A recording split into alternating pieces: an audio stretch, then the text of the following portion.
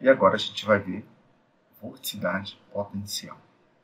Então, o que a gente tem que saber primeiro para determinar essa equação da vorticidade potencial e entender como usar esses conceitos de vorticidade potencial para entender as nuances do escoamento na atmosfera planetária, sobretudo na atmosfera de escalas sinópticas.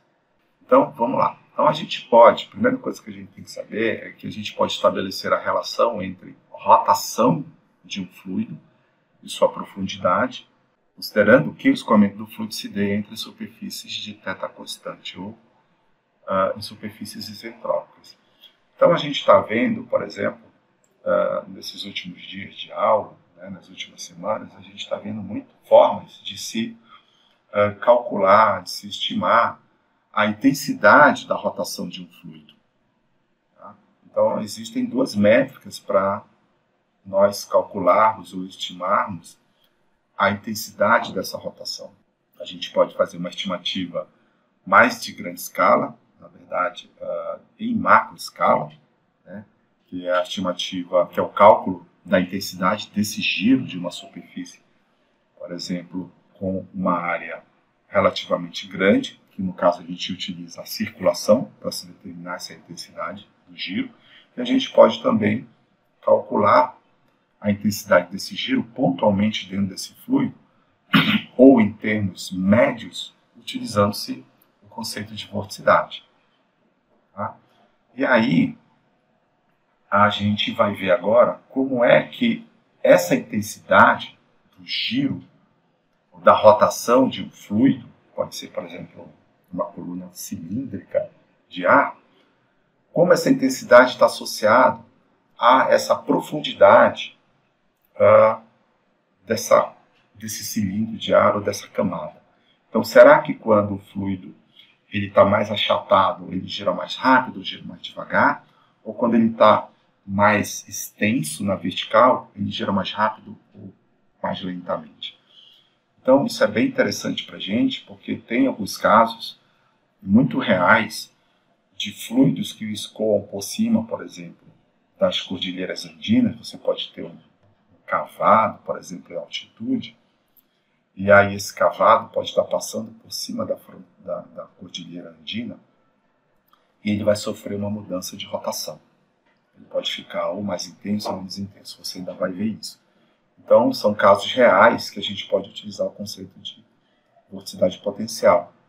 Tá? E a gente usa também vorticidade potencial e vorticidade absoluta, que a gente vai ver, para entender, por exemplo, a relação entre a Alta da Bolívia e os vórtices ciclônicos de altos níveis do Nordeste, os VCANs.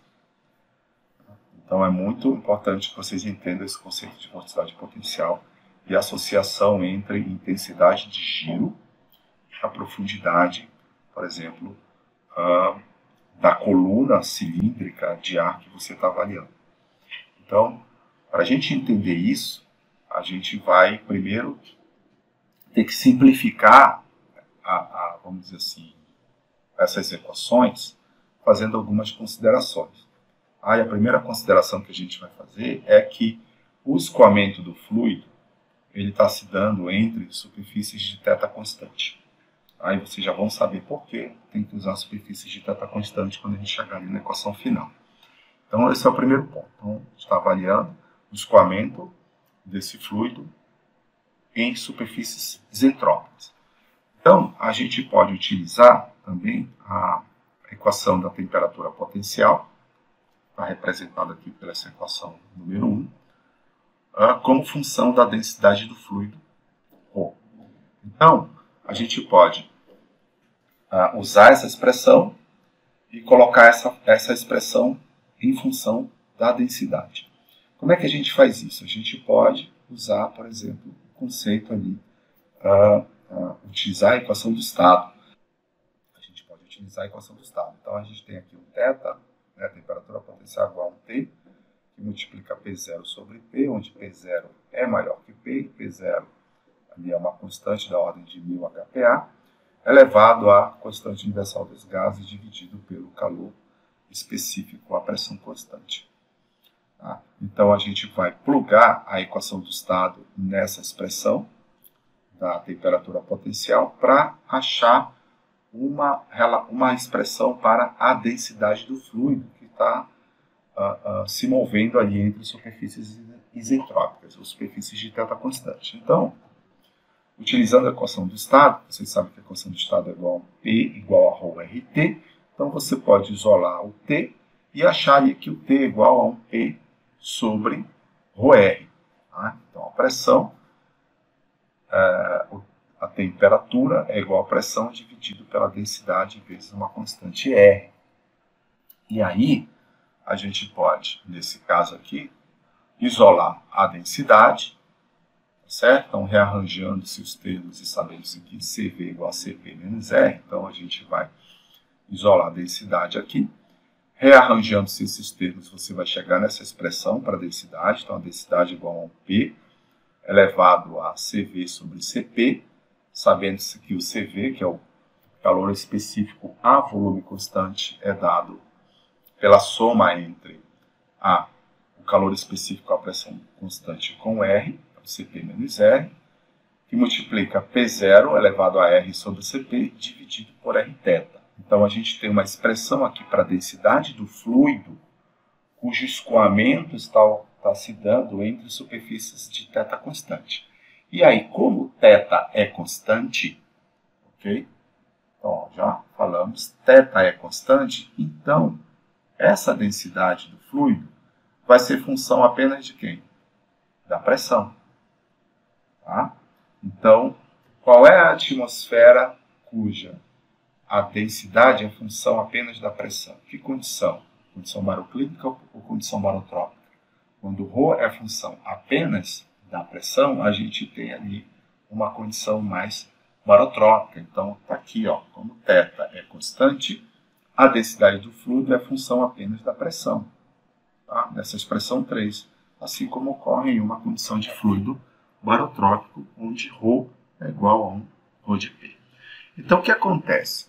Se a gente vai estimar, ou vai calcular, a variação da circulação relativa, né? Aquela circulação, se vocês lembrarem, é a circulação relativa que era dada, a variação lagrangiana da circulação relativa, que era aquele D de CR dt, era dado por uma soma entre um termo de solenoide, que era o menos integral fechada de alfa dp, ou 1 sobre ρ dp, mais um termo de Coriolis. Tá? Então, nesse caso, como a densidade ela é função apenas da pressão, a gente está numa condição barotrópica. Então, essa variação da circulação relativa com o tempo não vai ter a presença do termo de solenoide. Tá? Então, o termo de solenoide vai embora e a gente fica aqui, a gente fica com dCr dt igual a menos 2 ômega dAe dt. Tá?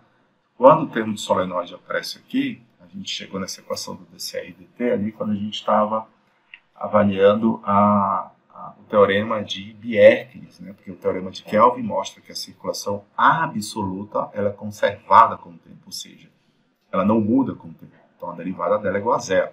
Só que a circulação relativa não é uma propriedade conservativa. E o teorema de Bjerknes mostrou isso, que a variação da circulação relativa ela é função de um termo de solenoide, um termo baroclínico, mais um termo associado ali à força de Coriolis, que é esse 2 ômega dAe dt. Então, nesse caso aqui, para um fluido barotrópico, o termo de solenoide vai sumir e a gente vai ficar com essa expressão aqui.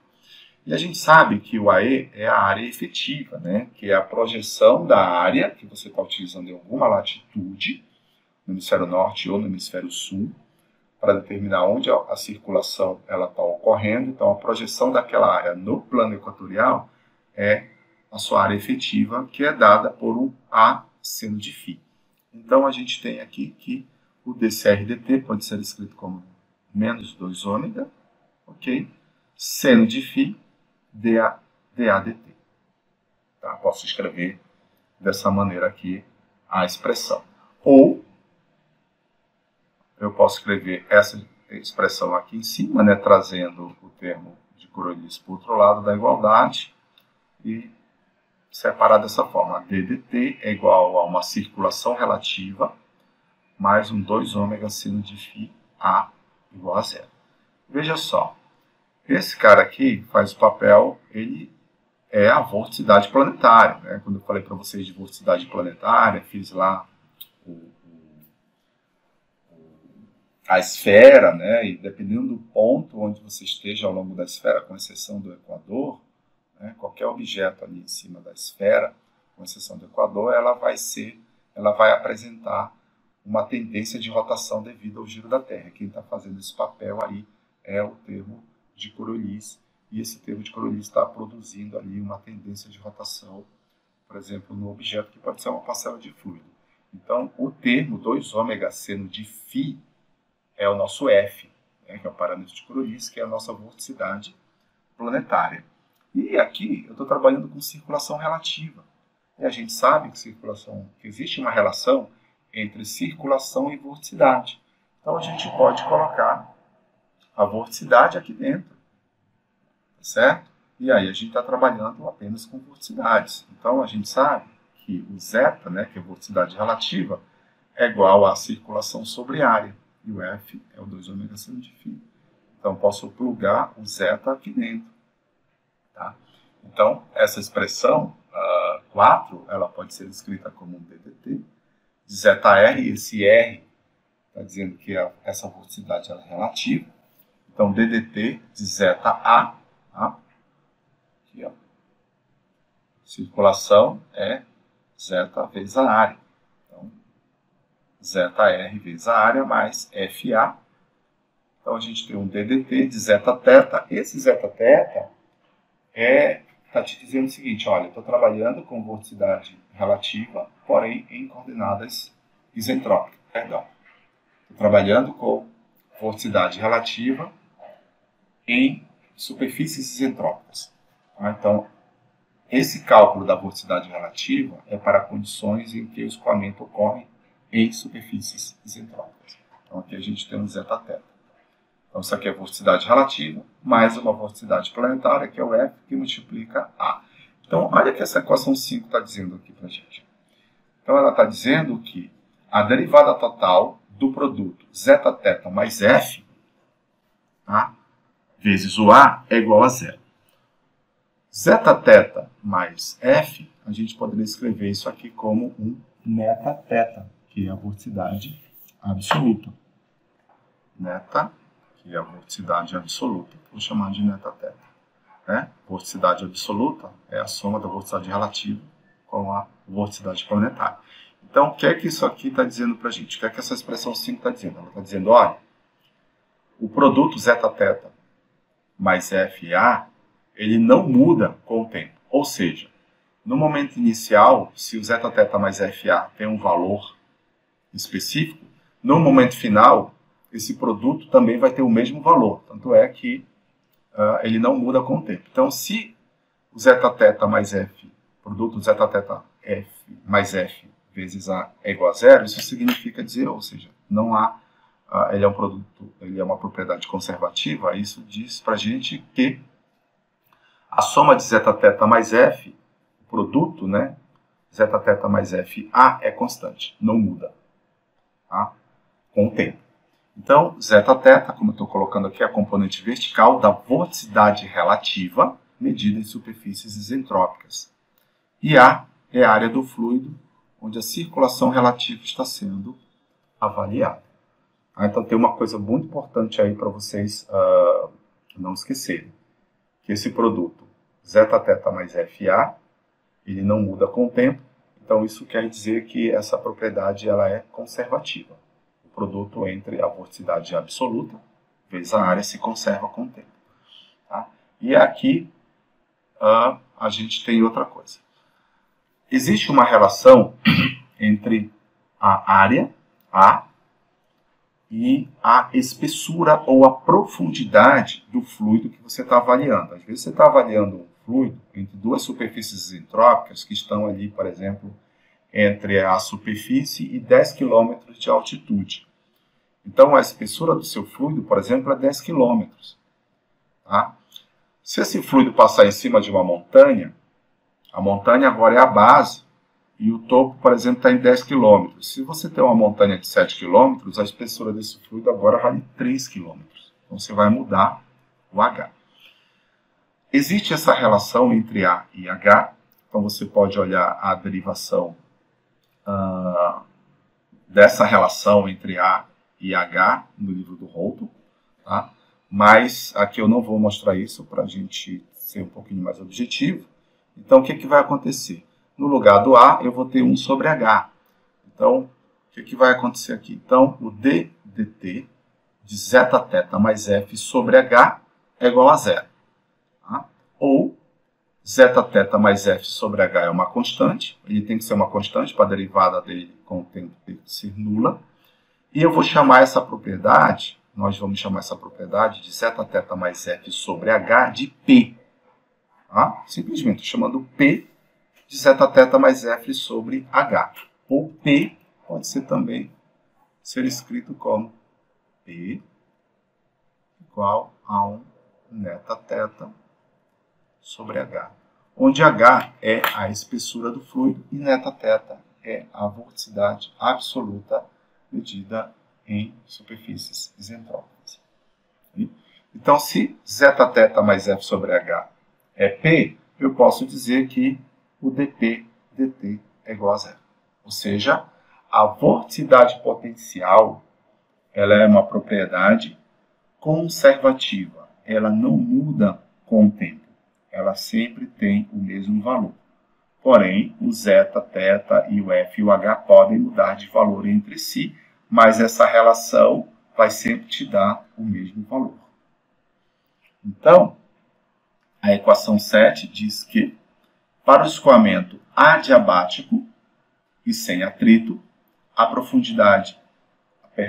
quantidade P é conservada seguindo o movimento. Tá?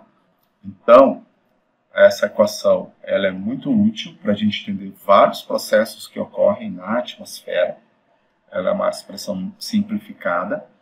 Tá? A gente sabe que na atmosfera existe o atrito viscoso, mas ela dá uma aproximação muito boa em relação ao que acontece aí na atmosfera planetária, e a gente pode entender muitos processos que ocorrem, por exemplo, em rotação do escoamento, em variação desse escoamento, na direção do escoamento, por exemplo, ao longo de trajetórias, usando-se essa expressão. A gente vai ver alguns exemplos aqui teóricos que dá para ser utilizados, que podem ser utilizados na parte prática também. Então, olha só esse exemplo aqui, para a gente começar a entender essa conservação de vorticidade potencial. Então, quando a gente olha para o assunto vorticidade potencial, é muito importante que vocês entendam que existe uma conservação dessa vorticidade potencial. E que essa vorticidade potencial tem uma expressão, ok? Que a gente pode aplicar para o mundo real. Mas vamos entender um pouquinho como é a teoria, para a gente depois poder aplicar isso em condições mais reais. Então vamos lá. Então, considerando uma coluna cilíndrica de ar, escoando adiabaticamente e conservando vorticidade potencial ao longo do movimento. Então, aqui eu peguei essa figura do Holton, né, que é um esquema idealizado de uma coluna cilíndrica de ar movendo-se adiabaticamente e conservando vorticidade potencial.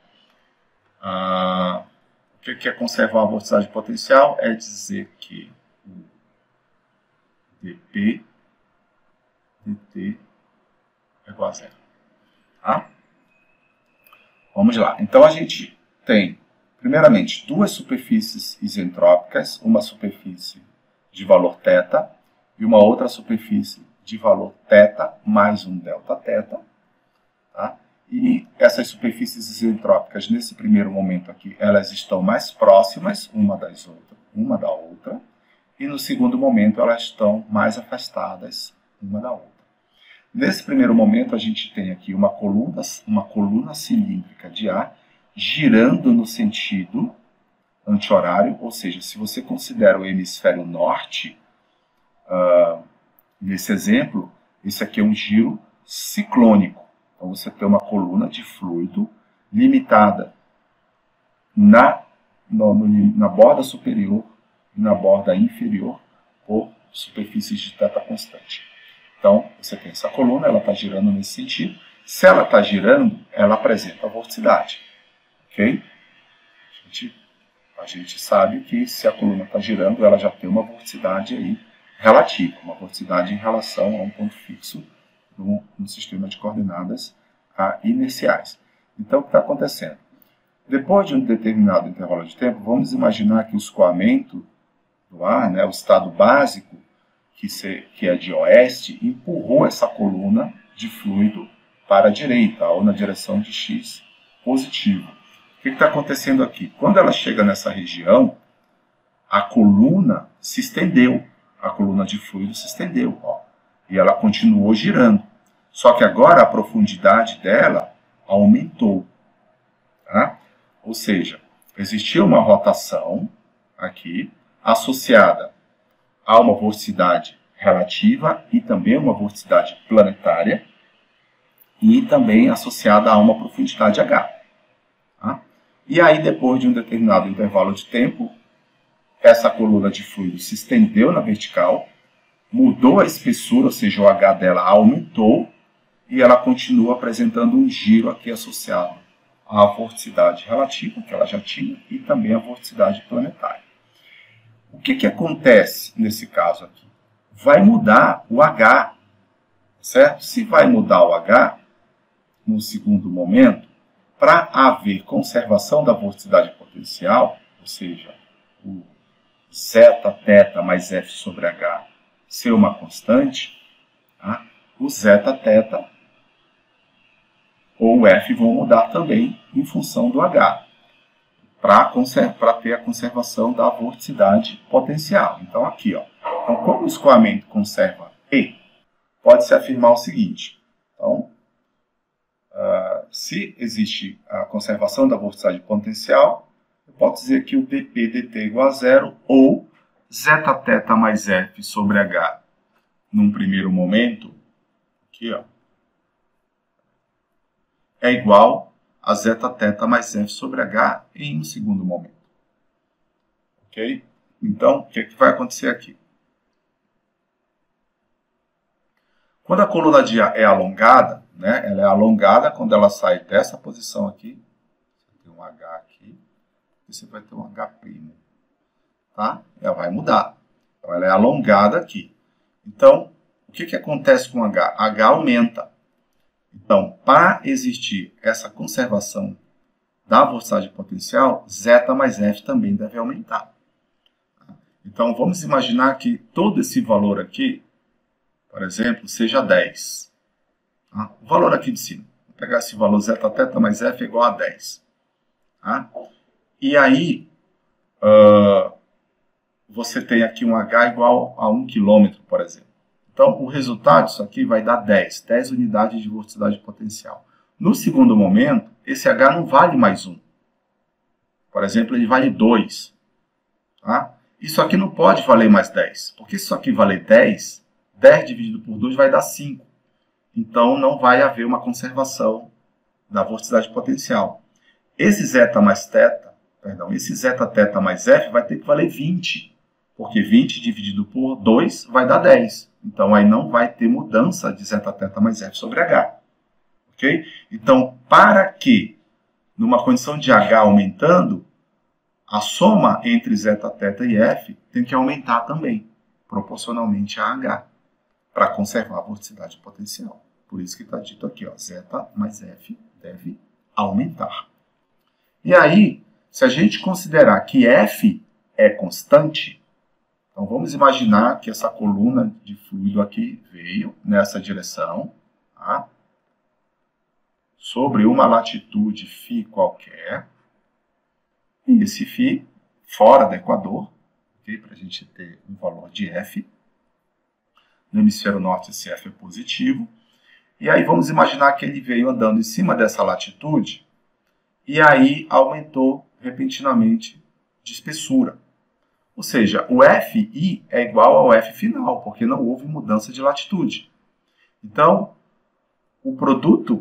a soma zeta mais F tem que aumentar para um H maior, E se a gente considerar um F constante, quer dizer que apenas o zeta vai aumentar. Ok? Então, se o F for constante, a vorticidade relativa aumenta e a coluna gira mais rapidamente. Por que gira mais rapidamente? Porque se ela aumentou, nesse caso aqui a gente está utilizando o hemisfério norte, então esse zeta aqui, ó, vai ser positivo. Ok? Esse zeta vai ser positivo. Então, zeta sendo positivo, no hemisfério norte, zeta positivo, a gente tem giro ciclônico, ou giro no sentido anti-horário. Então, o fato dessa coluna de fluido aumentar de espessura, quando ela conserva velocidade potencial, o que vai acontecer com o giro dela? Vai aumentar, ela vai girar mais rápido. Certo? Muita gente chama isso de efeito bailarina. Então, quando você ouvir falar no efeito bailarina, ou tiver em dúvida sobre rotação e velocidade do giro, por exemplo, até a área também pode ser envolvida, porque a gente está trabalhando com circulação, né? Circulação, a gente viu ali que tem uma relação com a área. A gente pode ver nesse caso aqui, voltando para o efeito bailarina, quando a bailarina está com os braços abertos, ela gira com uma velocidade ali de rotação rápida, vamos dizer assim.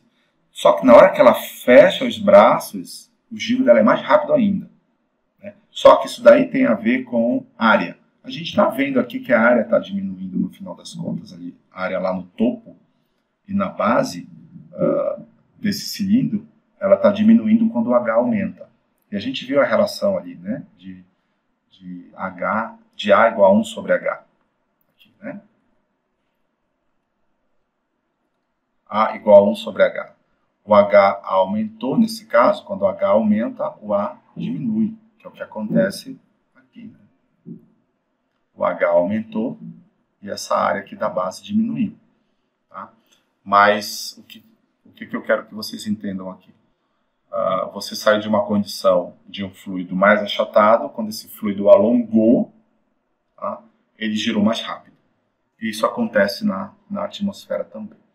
Então, isso tudo a gente consegue entender, essa relação entre a espessura do fluido e intensidade desse giro, por conta ali de uma simples equação que nos mostra a conservação da vorticidade potencial.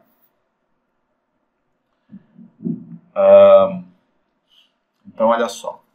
Aqui a gente vai trabalhar, para ficar mais simples ainda, essa conservação da vorticidade, vamos trabalhar com uma espessura H constante, ou seja, vamos imaginar que esse fluido saia dessa posição aqui, ó, e ande nessa direção sem variar o H. Se ele não varia o H é constante, e aí ele pode sair dessa relação aqui, de zeta mais F sobre H. Tá? Então, nesse caso aqui, ó, quando a gente tem um H constante, o que é conservado é a vorticidade absoluta, porque a gente vê que o zeta teta mais F, ele é igual ao neta. Neta é a vorticidade absoluta. E essa vorticidade absoluta, representada por zeta teta mais F, é igual a H quando, zeta teta mais F é uma constante quando o H não varia. Tá? Então, o que a gente tem aqui é uma conservação da vorticidade absoluta. ddt de neta teta é igual a 0. Ou neta teta é constante. E vamos lá. Para a gente entender essa conservação da vorticidade absoluta, vamos imaginar primeiro aqui uma condição que é a seguinte. Ó. Você tem aqui um escoamento aí de oeste com apenas movimento horizontal na direção X. Você não tem ali o escoamento meridional, você só tem o escoamento zonal. E você também, a gente vai assumir que esse escoamento zonal, ele não varia na direção Y. Porque se ele variar na direção Y, a gente tem ali já uma tendência de rotação, como a gente viu naquele exemplo de coordenadas naturais para um fluido que se desloca retilineamente, onde você tinha máxima velocidade numa região e depois essa velocidade variava normal a direção daquele escoamento. Então, nesse caso, a gente vai assumir que o escoamento é puramente zonal e ele não tem esse cisalhamento na direção y, por exemplo. Tá? Então a gente tem um positivo, vamos assumir em coordenadas cartesianas uma origem, aqui nesse ponto, dada por x0 e y0, é a nossa origem, então a gente está avaliando a conservação da vorticidade absoluta no plano. Então, olha só, a gente sempre vai ter dois momentos, né? Então, quando a gente tem ali o A, d neta θ dt igual a zero, isso significa que o neta θ inicial é igual ao neta θ final. Tá? Então, a gente sempre vai olhar para dois momentos, o inicial e o final. Então, aqui, ó, vamos assumir o seguinte, né? Entender que parcelas de fluido contidas no escoamento zonal, passando pelo ponto x0, y0, né? Então, você tem aqui umas parcelas de fluido aqui dentro, tá? Passando ao longo dessa trajetória, no ponto x0, y0, que é a nossa referência, eles vão apresentar uma vorticidade relativa igual a zero. Por que a vorticidade relativa dele é igual a zero no escoamento puramente zonal? Porque não tem rotação. Tá? Não tem rotação nenhuma. Então, a vorticidade relativa, nesse ponto, onde o escoamento zonal está passando, vale zero. Então, o zeta de x0 e y0 vale zero. Então, a gente sabe que a vorticidade absoluta é um zeta θ mais f. Zeta θ é a vorticidade absoluta em coordenadas em superfícies entrópicas. E ela é uma vorticidade relativa, então, como não tem giro, ela vale zero. Tá? Mas, como você está numa latitude, por exemplo, diferente de zero, vai existir ainda quem? Vorticidade planetária. Então, por isso que a vorticidade absoluta nesse ponto ela é igual a uma vorticidade planetária. Neta, aqui, ó, do ponto x0, y0, uma vez que o zeta θ nesse ponto é igual a zero, vale apenas f. E a gente está chamando de f0 para dizer que esse f é um f de referência. Que ele está numa latitude de referência, mas eu poderia chamar esse f0 de fi, que é um f inicial, por exemplo. Eu vou chamar de f0 aqui. Tá? Então, ou seja, na origem, as parcelas apresentam apenas vorticidade planetária. Elas não têm vorticidade relativa, porque o fluido não está girando. E aí a gente vai assumir o seguinte, lembrando que a gente sempre trabalha com duas condições, uma inicial e uma final. E a inicial aqui nesse ponto x0, y0. Então, caso a vorticidade absoluta seja conservada, né, então o ddt de neta θ seja igual a zero, todas as parcelas de fluido que passam por x0 e y0 apresentarão a condição que é essa aqui. Ó. É o seguinte, o que ele está dizendo aqui? Está dizendo que, nesse primeiro momento, você vai ter uma vorticidade absoluta igual a f0. Tá? É o primeiro momento. Se esse fluido for para um outro local, por exemplo, se ele vir aqui para uma latitude maior, ou vir para uma latitude menor, que é o nosso momento 2, a vorticidade final ela vai ser dada por essa expressão aqui, f0 menos f. Da seguinte maneira, olha só, parcelas de fluido que se curvam para norte devem satisfazer a condição zf, ou seja, a vorticidade relativa final é igual a uma vorticidade planetária inicial menos uma vorticidade planetária final, e apresentar trajetória para sul, ou seja, o zeta final vai ser negativo, para conservar vorticidade absoluta. Nossa, professor, o que é isso aí? Não estou entendendo nada, vai entender agora. Olha só, então vamos imaginar que nesse primeiro momento, no seu escoamento puramente zonal, onde não há vorticidade relativa, e você está numa posição f0 associada a essa origem, x0, y0, no primeiro momento. Então, a vorticidade absoluta vale f0. Só tem vorticidade planetária. Agora, vamos imaginar que ocorreu alguma coisa na atmosfera e essas parcelas de fluido curvaram para norte. Tá? Elas vieram para norte aqui, ó. No momento que elas estão se deslocando para norte, elas estão experimentando Fs maiores, né? Ou seja, a vorticidade planetária é cada vez maior, porque as latitudes estão aumentando. Então, F igual a 2 ômega seno de φ. Então, F maior. Então, para conservar a vorticidade absoluta, tá? Uma vez que você está aumentando o valor, alguma outra coisa vai ter que diminuir. Nesse caso, vai ser a vorticidade relativa. Então, a gente tem aqui, ó, o que vai acontecer? Então, a trajetória vai vir para norte. Como o zeta vai diminuir, aí a curvatura vai ser uma curvatura anticiclônica no hemisfério norte. Deixa eu ver se eu fiz aqui o cálculo para você entender. Não, eu não fiz aqui. Então, vamos imaginar essa primeira condição aqui, ó. A gente tem, para conservar a vorticidade absoluta, a gente tem que o zeta...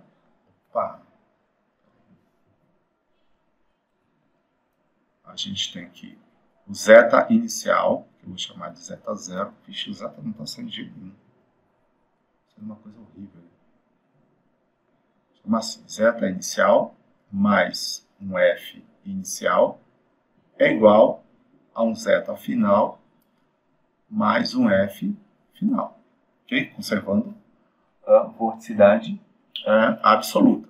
Só que o zeta inicial, como o escoamento é puramente adicional, ele vale 0. E a gente fica com essa relação aqui. Então, se eu isolar a vorticidade relativa final, a gente vai ter que ela é igual a uma vorticidade planetária inicial menos uma vorticidade planetária final. E o que está acontecendo? O F0, por exemplo, ele pode ser aqui 45 graus. Vou colocar 45 graus. Ok? E como a parcela de fluido andou para norte, ela foi para um F maior, eu posso dizer, por exemplo, que esse FF aqui vale 46 graus de latitude. Menos 46 graus de latitude. Esse valor vai dar negativo. Então, zeta-F, né, a vorticidade relativa final, ela vai ser menor que zero. Ou seja, inicialmente não existia vorticidade relativa, e depois o fluido escoou, né, ele apresentou uma trajetória para norte, aumentou o F, tá certo? E aí, para conservar a vorticidade absoluta, o zeta tem que diminuir. Tá? Então, o zeta diminuiu, então zeta negativo no hemisfério norte tem a ver com vorticidade, com curvatura, tá? Anticiclônica. Como eu estou mostrando aqui, ó. Curvatura anticiclônica, a gente viu lá em uma das aulas sobre a relação entre circulação e vorticidade, que no hemisfério norte, anticiclones, ok? Ou cristas também vão apresentar vorticidade negativa. Então, a gente tem isso aqui, ó, vorticidade negativa. Então, o que está acontecendo? Um fluido que se desloca para norte, para conservar vorticidade absoluta, ele vai tender a voltar para a posição de origem, porque a vorticidade relativa, nesse caso aqui, vai diminuir. Tá? E se fosse diferente, professor? Se fosse, por exemplo, uma trajetória para sul, o que iria acontecer com a vorticidade relativa? Está aqui. Então, uma trajetória para sul, a partir da posição de origem, vai nos dar aqui, se a gente pegar aqui a expressão para conservação da vorticidade absoluta, a gente vai ter isso aqui. Ó.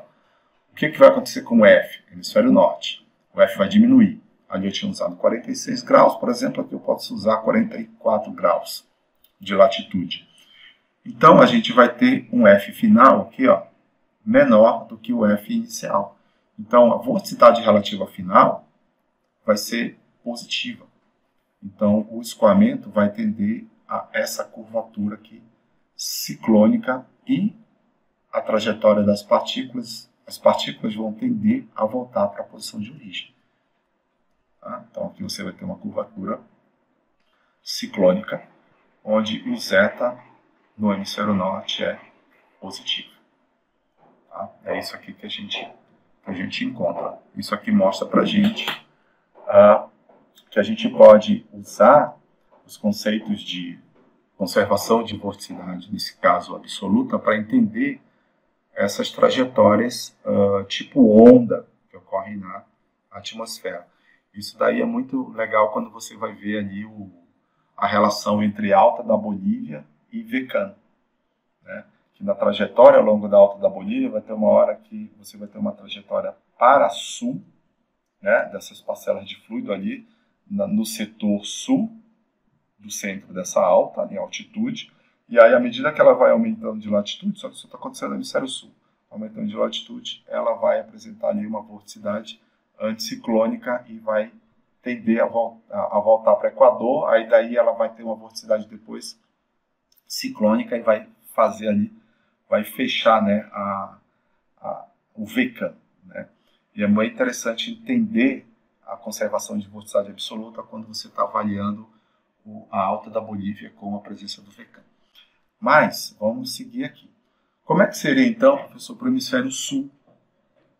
Então, usando essa mesma relação de conservação da vorticidade potencial, a gente tem aqui o mesmo desenho, ok? Só que a gente está no hemisfério sul, onde o F é negativo, a vorticidade planetária é negativa. Já coloquei até a tabelinha aqui para vocês verem dessa relação de ciclone e anticiclone com o sinal de zeta. E a gente tem o seguinte, o que vai acontecer aqui?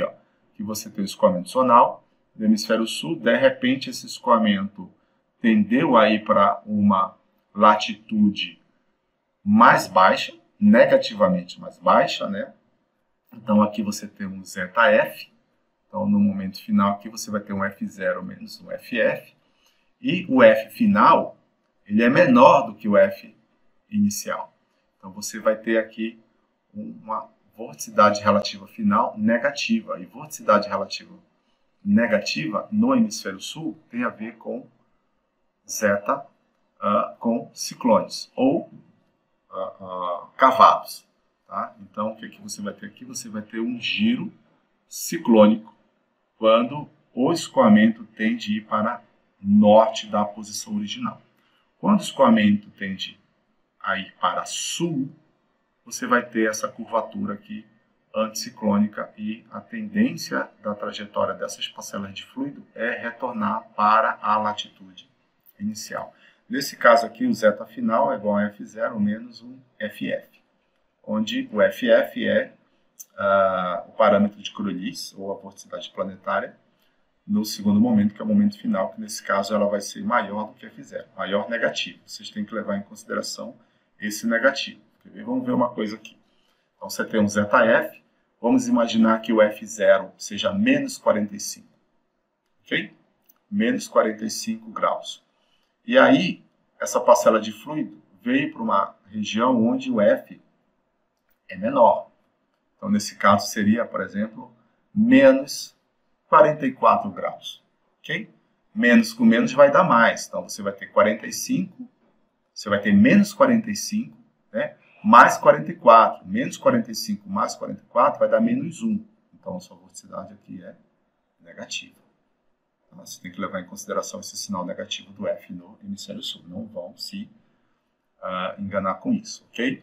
Então, aqui você tem esse tipo de trajetória, uma vez que a parcela de fluido tendeu a ir para uma latitude mais alta ou mais baixa. Aí eu vou perguntar para vocês se vocês têm alguma dúvida.